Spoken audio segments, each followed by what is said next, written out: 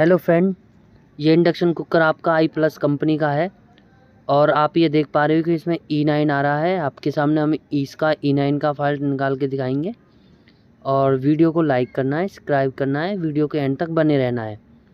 और अब मैं आपके सामने इसमें इसके बॉडी के स्ट्रक्चर को हम अलग कर लेंगे और इसके सामने आपका फाल्ट निकाल के दिखाएंगे।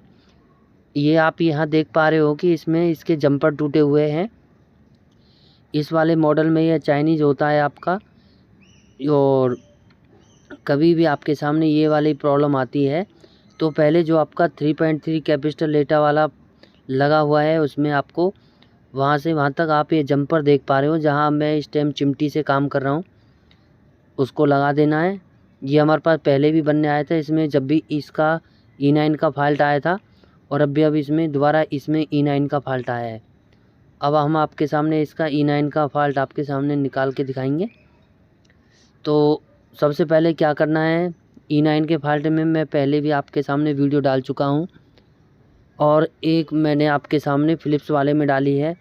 फ़िलिप्स में E9 का फाल्ट आ रहा था तो किसी भाई का मैसेज आया था मेरे पास, इसमें सर जी हमारा आपका E9 का फाल्ट समझ में नहीं आया। तो मैं आपको पहले फ़िलिप्स वाले इंडक्शन कुकर में बता देता हूँ। जो आपका उसमें डबल सेंसर लगे होते हैं, तो जो आपका बड़ा वाला सेंसर होता है वो आपका फ्यूज का काम करता है, उसका वो वाला सेंसर आपका ख़राब हो जाता है। खाली उसमें आपको जंपर मारना है। अगर आपका जंपर वहाँ से नहीं लगता है तो आपको क्या करना है, तो जो उसकी वो वाला जो जैक है आपका, उसको आपको नीचे से दोनों को आपस में टच कर देना है, वो आपका फ्यूज का ही काम कर देगा। इस वाले इंडक्शन कुकर में भी हम आपको बता देते हैं।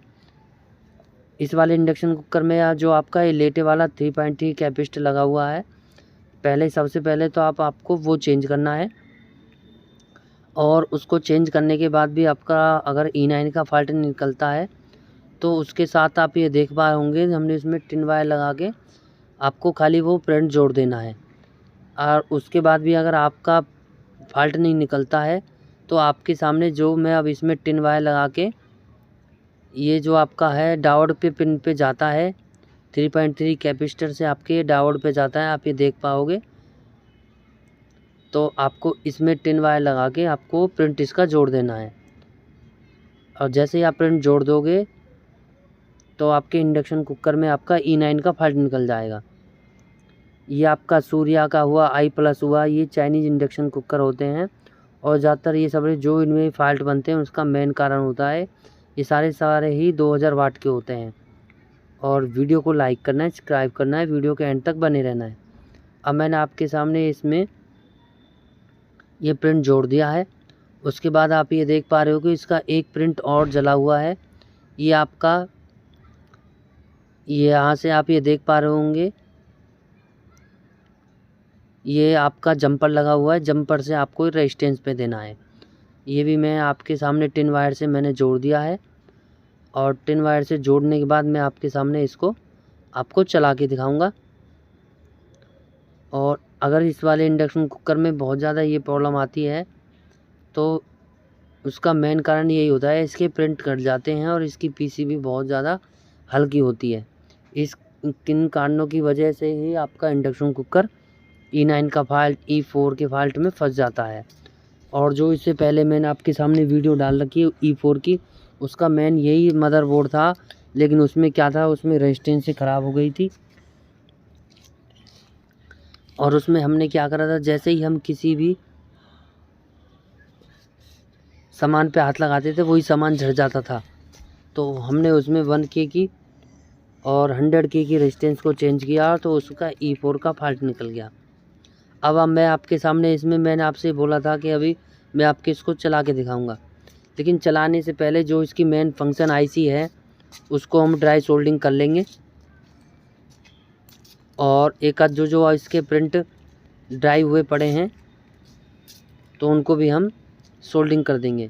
सोल्डिंग हम इसलिए करते हैं कि मान चलो हम इनकी ड्राई सोल्डिंग अगर छोड़ देते हैं तो उस कंडीशन में क्या होगा कि अदरवाइज IC लूजिंग हुई या कोई रेजिस्टेंस वगैरह आपकी लूज रही तो आपका IGBT दम में उड़ जाएगा।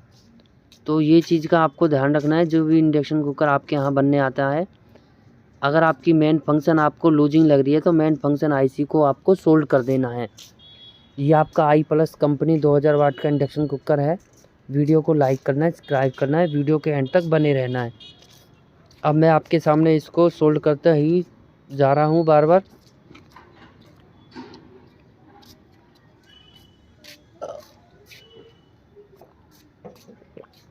और मैंने आपके सामने इसको सोल्ड कर दिया है।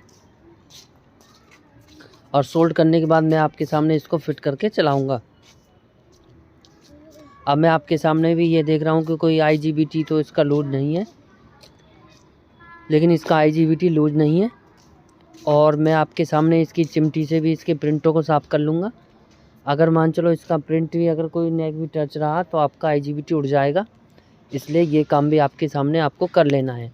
उसको करने के बाद भी मैं आपके सामने इसको थिनर से एक बार साफ़ कर लूँगा। थिनर से हम इसलिए साफ़ करते हैं, अगर कोई प्रिंट आपका टच है तो वो आपकी सोल्डिंग उसमें से निकल जाए।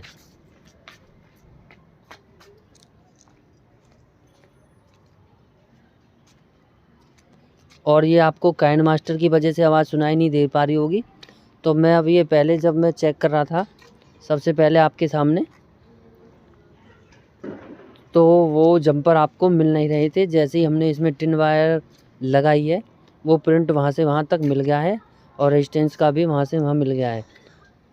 और मैं आपके सामने अभी बता रहा था मैंने कि कोई शोल्डर कहीं अटक जाए या फिर हमको साफ तरीके से नहीं देख पा रहा है कोई प्रिंट, इसलिए हम आपके सामने थिनर से अच्छी तरह साफ़ कर लेंगे। थिनर से अच्छी साफ़ करने के बाद हम आपके सामने इसका इस इंडक्शन कुकर को चला के दिखाएंगे। ये आपका आई प्लस कंपनी 2000 वाट का इंडक्शन कुकर होता है। और मैं आपके सामने अब इसमें सबसे पहले जब मैं आपको दिखा रहा था कि उसमें जो फ्यूज़ लगा रखा था, फ्यूज़ की जगह वायर लगा रखी थी, तो अब आपके सामने मैं इसमें 10 एम्पेयर का फ्यूज़ लगाऊंगा। और फ्यूज़ लगाने के बाद आपके सामने मैं इसको ओके करके दिखाऊंगा।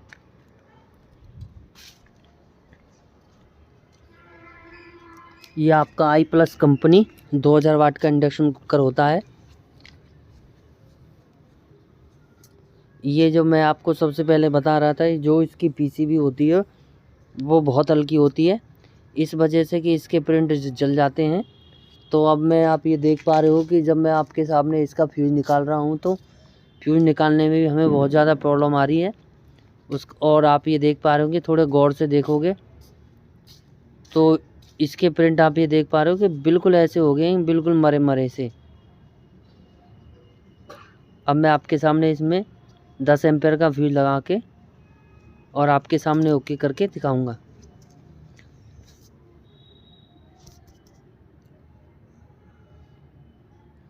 अब मैं डीसोल्डर से इसको दोबारा बार बार मेरे को यही करना पड़ रहा है कि इसको मैं बार बार इसको साफ़ करना पड़ रहा है। अब मैं आपके सामने चिमटी की सहायता से मैंने इसको लगा दिया है और लगाने के बाद आपके सामने इसको सोल्ड करूँगा और सोल्ड करने के बाद आपके सामने मैं इसको चला के दिखाऊँगा। ये आपका आई प्लस कंपनी 2000 वाट का इंडक्शन कुकर होता है और प्योर चाइनीज़ होता है ये। और आपके सामने मैं कैमरे को थोड़ा और ऊपर कर देता हूँ, जिसे मैं बॉडी के स्ट्रक्चर को रखूँगा तो आपको पिक्चर अच्छी तरह साफ दिखाई दे। अब मैं आपके सामने इसके फ़ैन के कनेक्शन करूँगा और आपके सामने मैं इसके सामने कॉइल के कनेक्शन कर दूँगा। और अब मैं आपके सामने